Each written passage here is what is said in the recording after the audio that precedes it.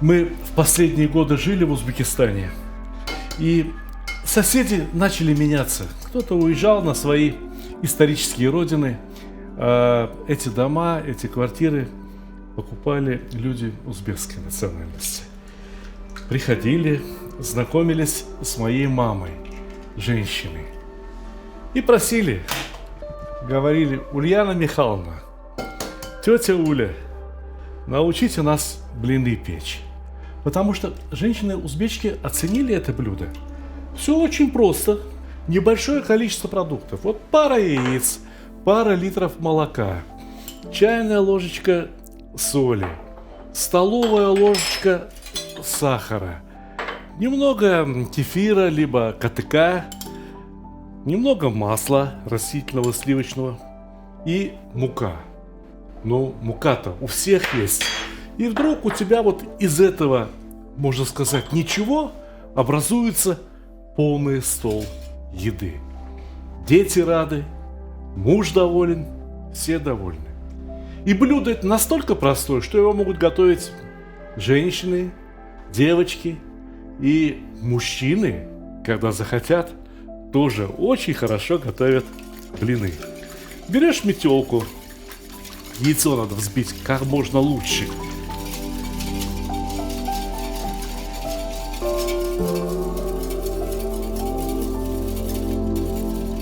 Вот разошелся сахар, растворилась соль в яйце, и берешь молока немного. Не все сразу не надо. Наливаешь по чуть-чуть.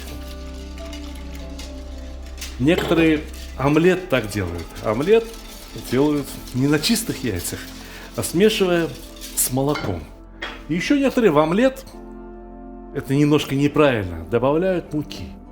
Ну, а мы сегодня готовим блины, поэтому муки добавить-то сразу надо. Посмотрите на миску.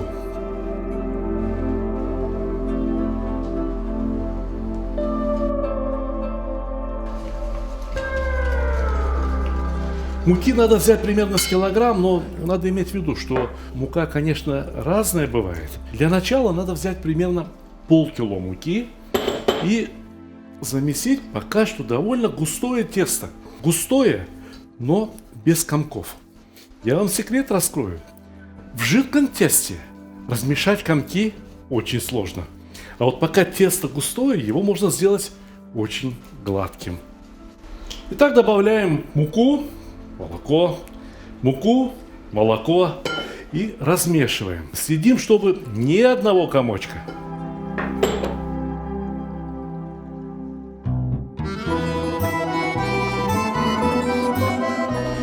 Теперь вы мне скажите, вам какие блины больше нравятся? Гладкие, как бумага, и такие похожие на резиночку?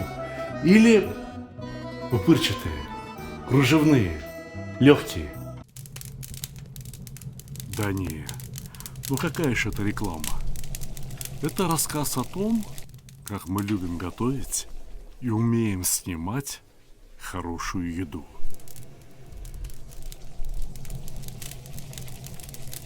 Ну или толстый намек на то, как могла бы выглядеть ваша реклама, если бы вы разместили ее у нас. Да это была бы просто огонь, а не реклама. Ну а пока наслаждайтесь и приятного вам аппетита. А сегодня мы готовим с вами блины простые, не дрожжевые. Блины, как говорила моя мама, на кефире. На кефире, на катыке, на йогурте, на любом кисломолочном продукте. Я всыпал в кефир немного соды. Видите, как кефир начал увеличиваться в объеме? Внутри кефира образуются пузырьки углекислого газа. Точно такие же пузырьки углекислого газа образуют дрожжи, когда они едят сахар, содержащийся в тесте. И точно так же, как в случае теста на дрожжах, на опаре, наше тесто сейчас станет пузырчатым, воздушным, легким. Можно вливать кефир в тесто и размешивать.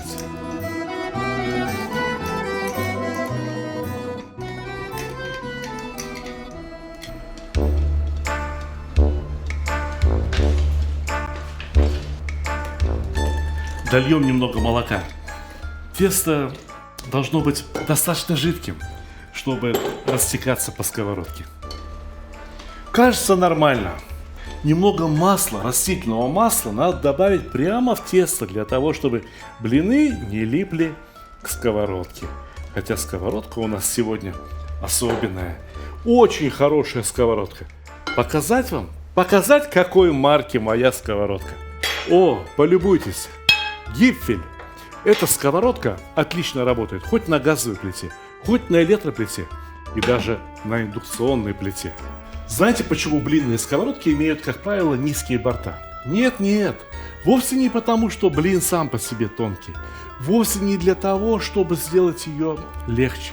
Если хотите узнать, почему блинные сковородки традиционно имеют такие низкие борта, вы все-таки должны посмотреть мой прошлогодний ролик о блинах. Подобрать правильную температуру для выпечки блинов – залог успеха.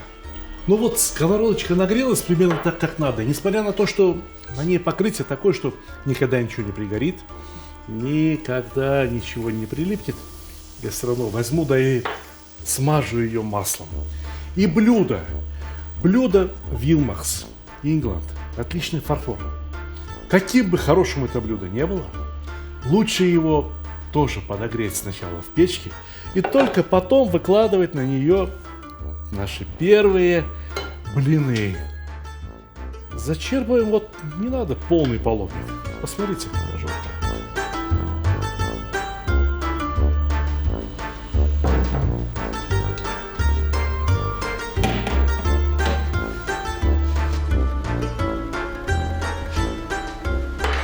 Вот так эта тарелка еще красивее. Ну, масленица.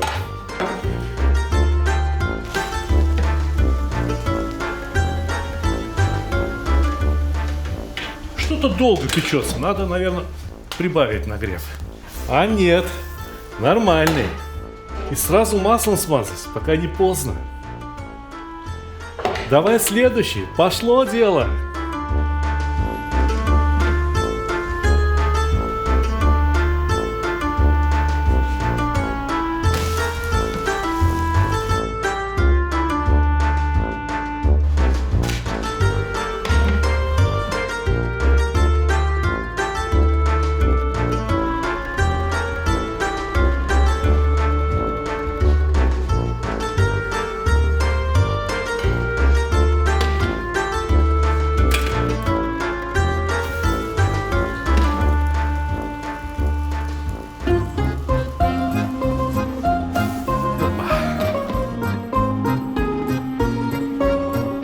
Солнышко.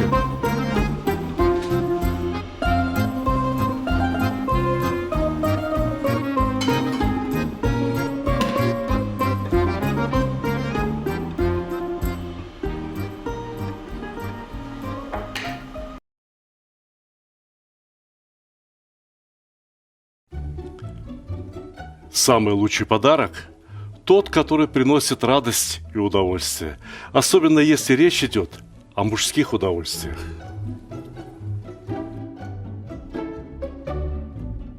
Самый лучший подарок – тот, который приносит пользу. Например, кому не хотелось бы наконец-то разобраться в приготовлении мяса? Самый лучший подарок – это то, что принесет хорошее настроение в погожий, солнечный день.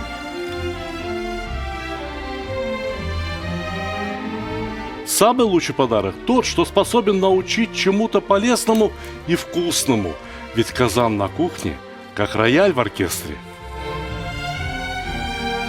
Самый лучший подарок – это расширение кругозора. А вы думали, что плов – это блюдо с единственно верным рецептом? А не пора ли покорить все вершины великого блюда? Самый лучший подарок – тот, что может сделать человека счастливым. Ничто не укрепляет семью так, как вкусное и доброе застолье. Отличный подарок – это книга с новыми рецептами из хорошо знакомых продуктов, к тому же приглашающая в очень вкусное путешествие в мир Востока. Самый лучший подарок, когда все самые любимые и популярные рецепты собраны в одном месте, где текст превращается в видео, а картинки оживают. Полюбуйтесь, какой красавчик. Самый лучший, самый ценный подарок – это дружба между братскими народами. Теперь вы совершенно точно можете сказать, что с татарами вы уже давно пуд соли съели. Моя самая новая и самая любимая книга рассказывает о земле и раскрывает всю душу татар. Эти книги теперь можно купить любым удобным для вас способом. С автографом в моем личном интернет-магазине, либо с быстрой доставкой через Озон, либо с большими скидками и кэшбэком в мегамаркете. Ссылки в описании к ролику, а также в верхнем комментарии. Так какие же блины лучше? Те, что мы готовили в прошлом году на опаре, или вот эти на кефире? Я вам расскажу, какие были те на опаре. Они были с легкой кислинкой. Как вот хороший белый хлеб бывает иногда с правильной такой кислинкой, с аппетитной. А эти, несмотря на то, что там довольно кислый кефир, либо йогурт, остаются изрядно сладкими. И поэтому те блины, может быть, я бы оставил для подачи вместе с рыбой, с икрой. Почему бы, кстати говоря, мясом не нафаршировать? Любите фаршированные блины с мясом? Мы с вами в следующий раз сделаем только на Масленицу. Блины можно готовить практически круглый год.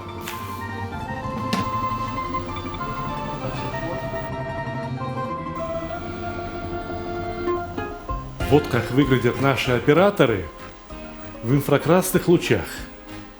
Вот как выглядит светильник, который светит на меня. А сейчас я хочу посмотреть, насколько равномерно прогрета сковородка. Качество сковородки напрямую можно оценивать по тому, насколько равномерно она распределяет тепло. Отчасти о равномерности распределения тепла можно судить по тому, насколько равномерно блин пропечен. Бывает, если сковородка не очень, а блины пекут на газовых конфорках, то прямо там, где огонечки горят, ровно там блин и пригорает. У нас нигде не пригорает, у нас все ровненько.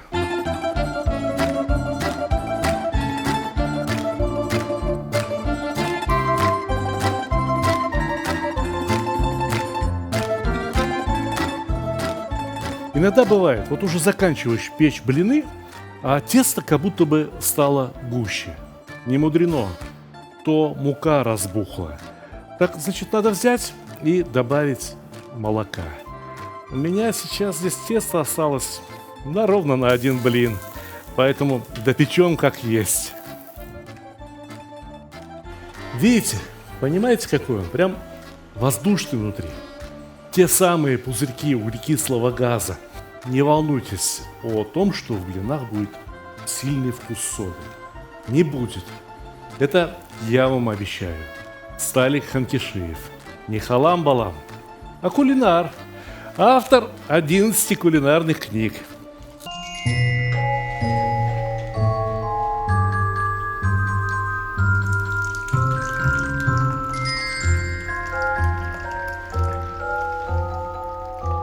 Русский самовар. Нет ни одного азербайджанского дома без русского самовара. Ну, а к блинам, таким блинам, я бы обязательно подал хороший чай, хороший мед, очень натуральную сметану и, конечно же, как всегда, приятного аппетита!